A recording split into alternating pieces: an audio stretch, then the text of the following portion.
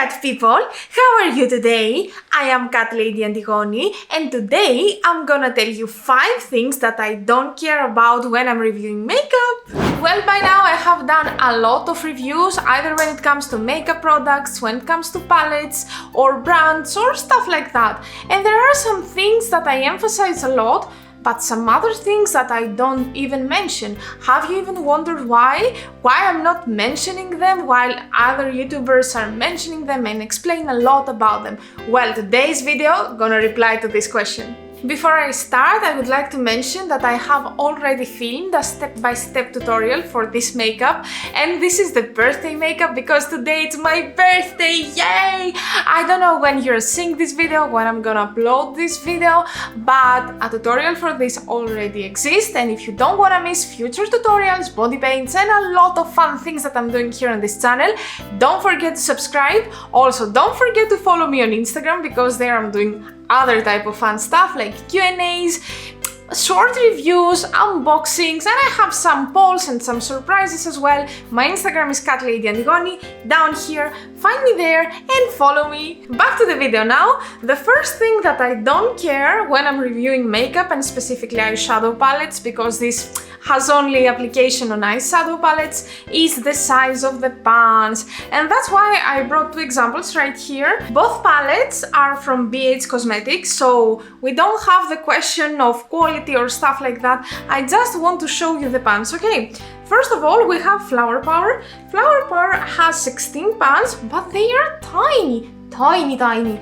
Then we have the palette Do Not Disturb right here, and this palette has 9 pans, but they are quite bigger, so I'm gonna bring them next to each other to understand what I'm talking about. As you can see, the size of the palette is pretty much the same, so the question is, do I prefer Flower Power with tiny but more eyeshadow pans, or the palette Do Not Disturb with bigger but less pans? Well, to me the answer is Flower Power. Since I have around 70 palettes, I don't care to have big pans because I know that it's very difficult for me to hit the pan, so I prefer to have more options than bigger sizes. I can understand though that if you own like 1 or 2 palettes, size might matter to you, but when it comes to my reviews, I do not care that much about the size because I feel that I need more variety than bigger pans.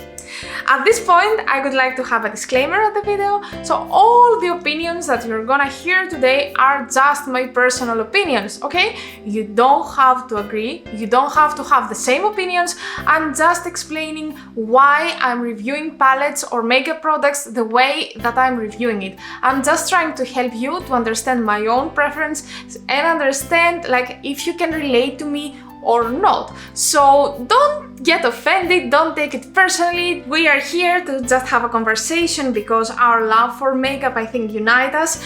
And if you have a different opinion, I would be very happy to read about it down at the comments. So if you feel that you don't agree with something that you hear, please feel free to write a comment down below. Thing number 2 that I do not really care when I'm reviewing eyeshadow palettes is the fallout. So there is a reason why I'm doing my eye makeup first, always, every time, because in case that I have fallout, I can take a wet wipe and just wipe it off. So I don't really care. That's why I'm not noticing it, I'm not mentioning it, and I know that with some specific kind of eyeshadows, fallout is unavoidable, so I'm fine with this idea. I have found a way to work with it, and if you want, you can get my advice and do your eyes first, and in this way you will be fine. Thing number 3 is the material of the packaging of the makeup. So I hear a lot of people to mention about specifically palettes that, oh, I don't like this palette because it has a tin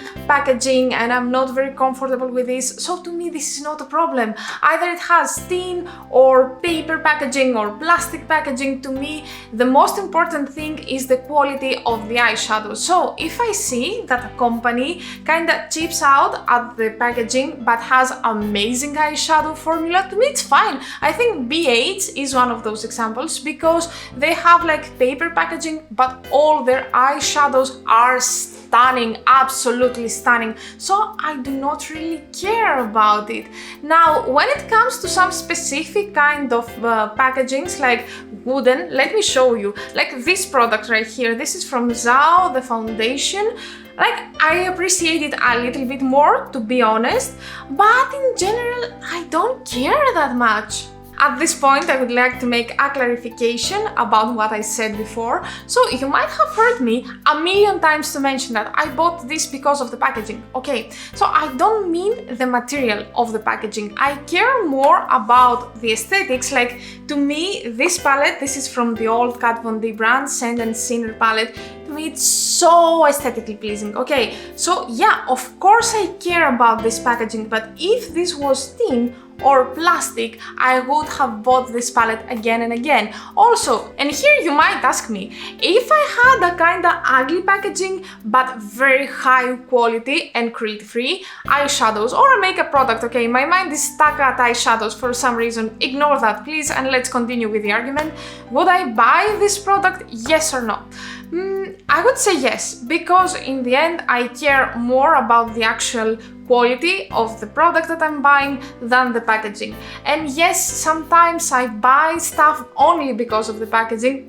Again, as long as they are cruelty-free, okay? But this is because I want to have a big collection, a big makeup collection, because after all, I am a collector. I think you have understood it by now. So to me, this is also important, but it's not the only criterion. Thing number 4. I don't care if my palette is big and bulky. I mean, look here. Here we have from P. Louise, the palette Worldy. I was fully aware when I bought it about how big it is, and I still bought it. You know, I do not travel a lot, and when I travel, I have my go-to palettes. I have some tiny palettes with all the rainbow colors that I need, and I'm very, very happy to have this at home and be ready to dive in, and I do not really care. Like, to me, this is a very nice piece of art. I could even use it as a background or something like that. So to me, not every palette has to be small and handy and has to be for everyone. So this is the most important thing. Not everything has to be for everyone. And now it's time for the Greek word of the day. So today I'm telling you 5 things that I don't care when I'm reviewing a palette. That's why for today I decided to tell you the Greek word for the verb to review. So in Greek we say αξιολογώ. Say with me. A-xi-o-lo. Oh my god, that was kind of difficult, right? No, nothing is difficult if you really want to do it. So, as always, I'm gonna ask you to try to write a comment down below using the word αξιολογώ. Tell me the word αξιολογώ in your own native language, or tell me the last product that you had. Αξιολογήσατε. Let's have some fun, people. And lastly, let's go to thing number 5. I don't care if I can find dupes of the palette that I'm about to buy. So yes, I have heard a lot of people saying, oh, well, this color can be found in another palette, or you can buy it as a single, or stuff like that.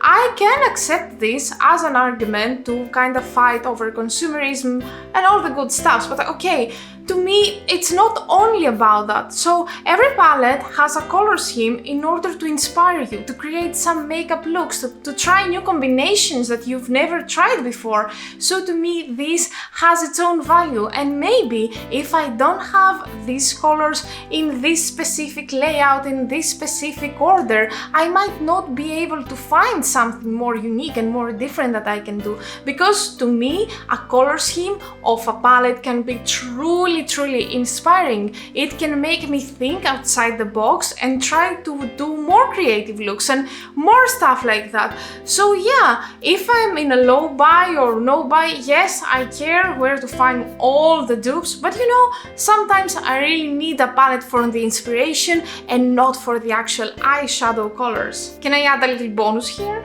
So sometimes I do not care if you can find a specific makeup product in a dupe version but cheaper. Okay, because I feel that every brand has its own reason for the prices that they have, and I don't say that whenever you pay for something which is expensive, this is gonna be good no matter what. No, I'm not saying this, but I definitely prefer to buy something that has manufactured in an ethical environment, that doesn't include animal experimentation or children labor or stuff like that. And if I have to pay something extra in order to obtain this product, yeah, I'm very happy to do so. And this was our video for today. I hope that you liked the video. I hope that you had a good time here with me. I'm very curious to hear about your thoughts, the things that you don't pay a lot of attention when you buy makeup. So please write a comment down below and let the conversation begin. Thank you so much for being here with me today. I appreciate it a lot. See you on Tuesday with a makeup tutorial. Until then, bye bye!